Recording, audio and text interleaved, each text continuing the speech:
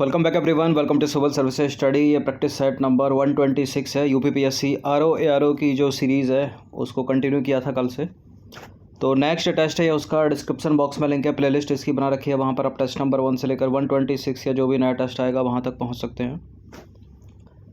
तो question number 1 है, 31 अक्टूबर 1929 की दीपावली घोषणा का उद्देश्य क्या था?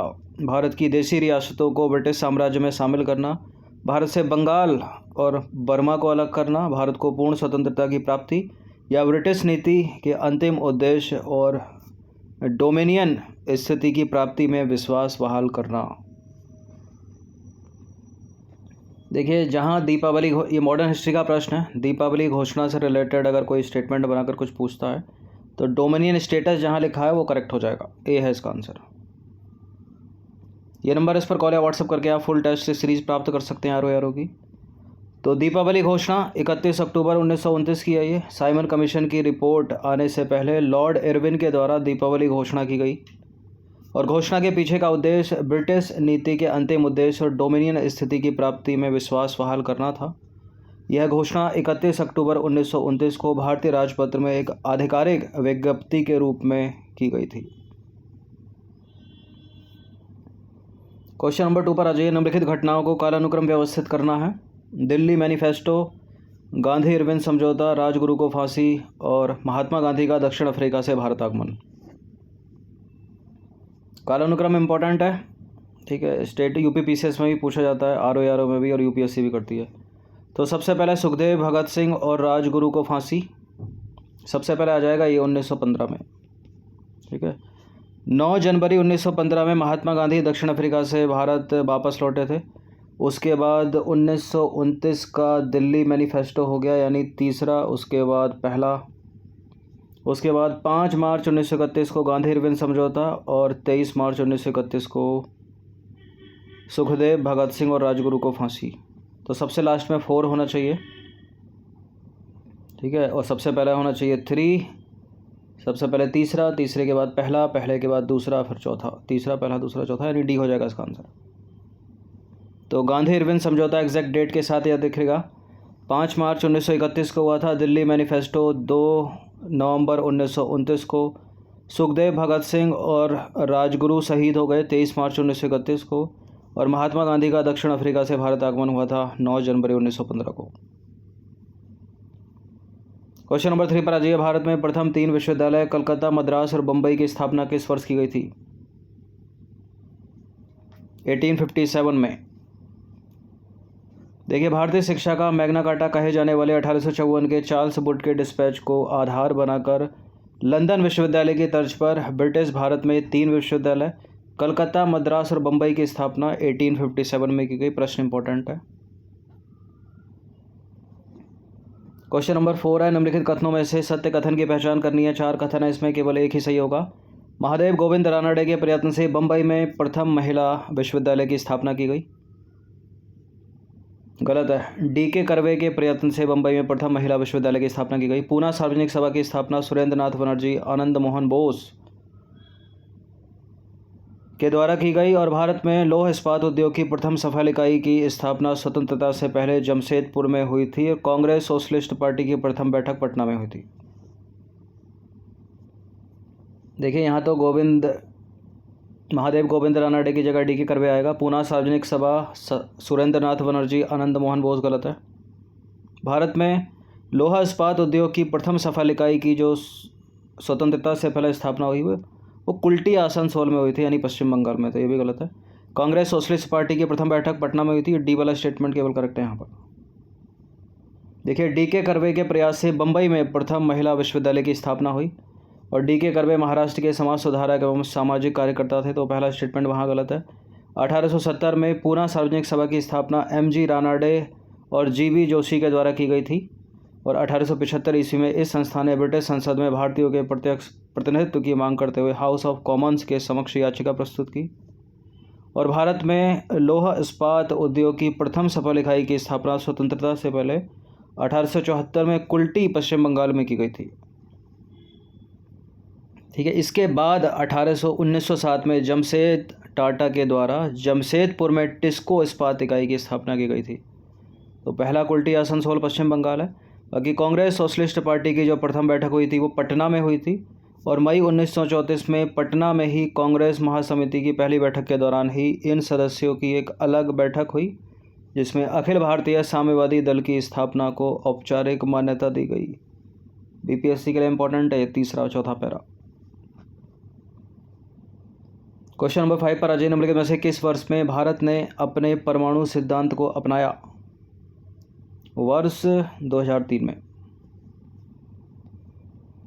देखिए 1998 के परमाणु परीक्षण के बाद भारत ने परमाणु हथियारों के नो फर्स्ट यूज़ के सिद्धांत को प्रतिपादित किया और इस सिद्धांत को औपचारिक रूप से जनवरी 2003 में अपनाया गया, जो यह कहता है कि ये सिद्धांत कहता है कि परमाणु हथियारों का इस्तेमाल केवल भारतीय क्षेत्र पर या भारतीय सेना पर कहीं भी परमाणु हमले के खिलाफ जवाबी कार्रवाई में किया जाएगा। क्वेश्चन नंबर 6 पर आ जाइए। भारत में जिस राजनीतिक संगठन की स्थापना 1838 में हुई उसका नाम क्या है इनमें से? Zamindari association, British India association, East India association या इंडियन होम रूल लीग। 1838 में जिसकी स्थापना हुई वो क्या है इनमें से? वो है जमींदारी एसोसिएशन, ऑप्शन नंबर ए। देखिए जमींदारी एसोसिएशन का उद्देश्य जमींदारों के हितों की रक्षा करना था। इसके संस्थापक कौन थे? द्वारकानाथ टैगोर। क्वेश्चन नंबर 7 पर आ जाइए। भारत में लोक निर्माण विभाग की स्थापना किसके काल में हुई थी? प्रश्न इंपॉर्टेंट है और इसका आंसर है लॉर्ड डलहौजी। देखिए भारत में लोक निर्माण विभाग की स्थापना 1854 में लॉर्ड डलहौजी के काल में की गई थी। क्वेश्चन नंबर 8 पर आ जाइए। निम्नलिखित में से किस संगठन की स्थापना भारत चीन युद्ध के पश्चात की गई? बीएसएफ, आईटीबीपी, एसएसबी, इनमें से कोई नहीं। इसका आंसर है सशस्त्र सीमा बल, एसएसबी। देखिए सशस्त्र सीमा बल को 20 दिसंबर 1963 को चीन भारतीय युद्ध के बाद स्थापित किया गया था। क्वेश्चन नंबर 9 पर आ जाइए। निम्नलिखित में से कौन सा आतंकी संगठन भारत में सक्रिय नहीं है? लश्कर ए तैयबा, जैश ए मोहम्मद, बोको हराम, हिजबुल मुजाहिदीन। लश्कर ए तैयबा है, जैश ए मोहम्मद है, हिजबुल मुजाहिदीन है, बोको हराम नहीं है। ठीक है, ये है अफ्रीका का। तो बोको हराम नाइजीरिया के अलावा, अफ्रीका के नाइजीरिया के अलावा चाड, नाइजर, उत्तरी कैमरून में भी सक्रिय है और बोको हराम की स्थापना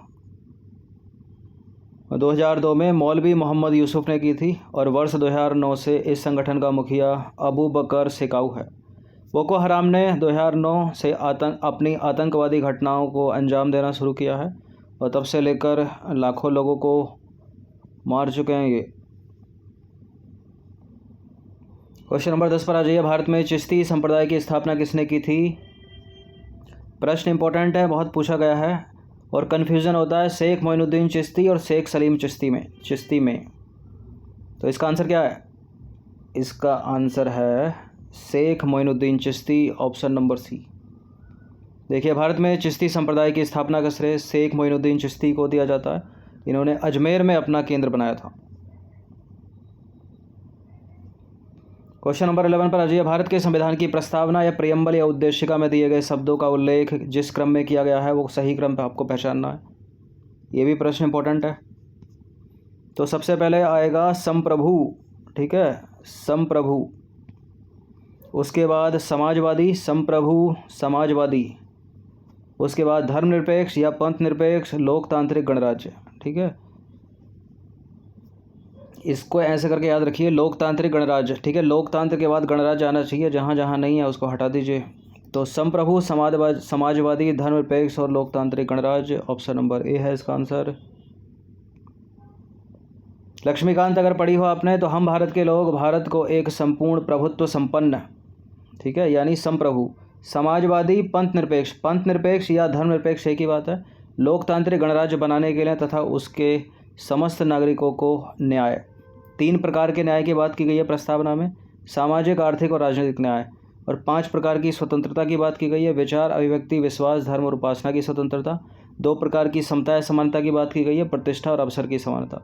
एक प्रश्न यहाँ से बनेगा, एक प्रश्न यहाँ से, एक प्रश्न यहाँ से, और एक ये कालानुक्रम वाला हो गया। ठीक है, मतलब सीक्वेंस में सजाने वाला। तो ये पूछे गए हैं एग्ज़ाम में पहले भी प्रश्न। ठीक है,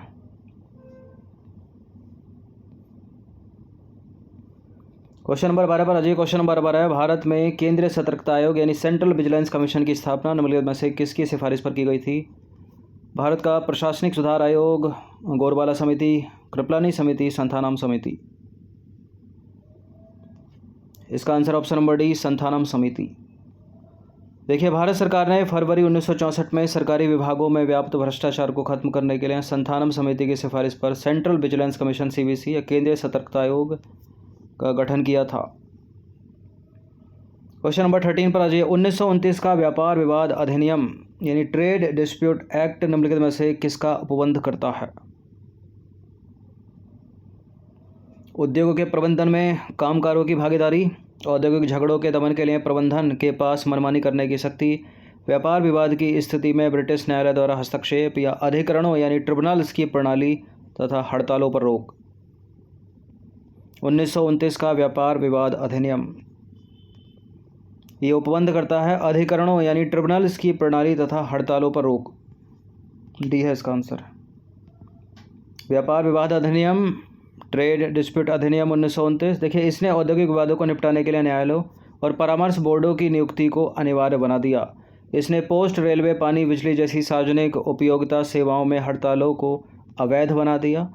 जब तक हड़ताल पर जाने की योजना बना रहे प्रत्येक कर्मचारी ने प्रशासन को 1 महीने की अग्रिम सूचना नहीं दी है तो हड़ताल पर नहीं जा सकता वो। और इसने ज़बरदस्ती या विशुद्ध रूप से राजनीतिक प्रकृति की ट्रेड यूनियन गतिविधि और यहाँ तक कि सहानुभूति हड़तालों को भी रोक दिया। तो डी है इसका आंसर।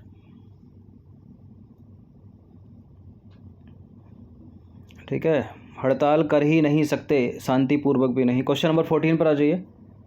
बारदौली सत्याग्रह के संदर्भ में निम्नलिखित कथनों पर विचार करेंगे। बारदौली सत्याग्रह के पीछे का प्राथमिक उद्देश्य या कारण भू राजस्व में वृद्धि थी। ठीक है, इसने किया गया था क्योंकि भू राजस्व में वृद्धि कर दी थी अंग्रेज़ों ने। और इस आंदोलन में वल्लभ भाई पटेल को सरदार की उपाधि मिली थी। कौन सा इसमें करेक्ट होगा? बिल्कुल, बारदौली की महिलाओं ने सरदार की उपाधि दी थी वल्लभ भाई पटेल को। सी है इसका आंसर। दोनों के दोनों करेक्ट हैं। तो बारदौली सत्याग्रह की शुरुआत जनवरी 1926 में हुई जब ब्रिटिश अधिकारियों ने भू राजस्व में 30% की वृद्धि करने का निर्णय लिया। तो पहला वाला करेक्ट है।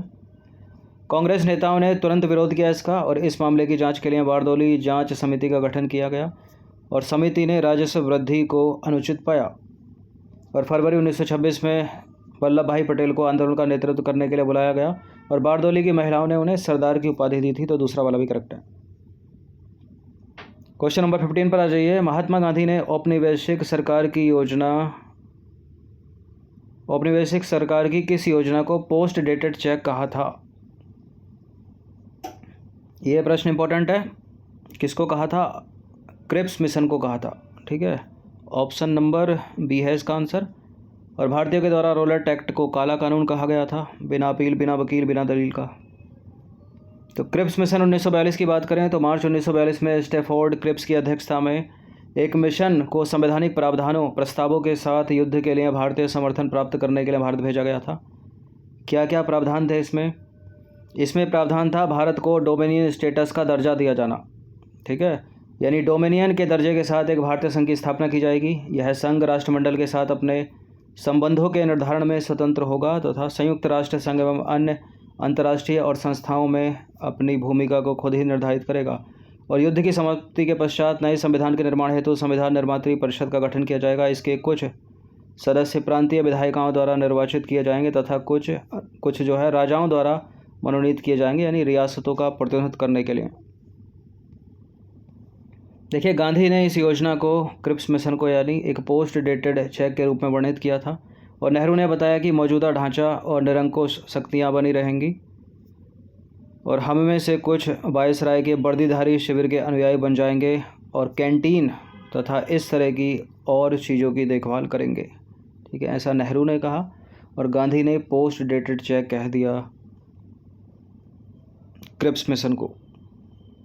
तो 15 प्रश्न थे ये, इनकी प्रैक्टिस 1 से 2 बार कर लीजिएगा। धन्यवाद। अच्छा, कल के टेस्ट में एक प्रश्न था, एक एक्सप्लेनेशन थी, उसको थोड़ा सा करेक्ट करना है। कल के आरओ वाले के टेस्ट नंबर 125 का एक प्रश्न था, क्वेश्चन नंबर 8। 1946 की कैबिनेट मिशन योजना ने पूर्ण पाकिस्तान की मांग को स्वीकार कर लिया। ये गलत है स्टेटमेंट। क्रिप्स मिशन योजना द्वारा प्रतिस्थापित किया गया था कैबिनेट मिशन योजना को। ठीक है, ये भी गलत है स्टेटमेंट। प्रांतों को पूर्ण स्वायत्तता होगी किंतु अवशिष्ट शक्तियाँ प्राप्त नहीं होंगी, अवशिष्ट शक्तियाँ भी प्राप्त होती।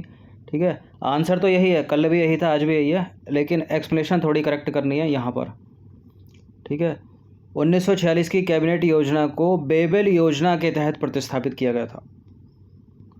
और यहाँ इसकी जो एक्सप्लेनेशन में लिखा है कि यहाँ लिखा था कल कैबिनेट मिशन योजना के तहत, तो कैबिनेट मिशन योजना के तहत कैबिनेट मिशन योजना कैसे प्रतिस्थापित हो सकती है?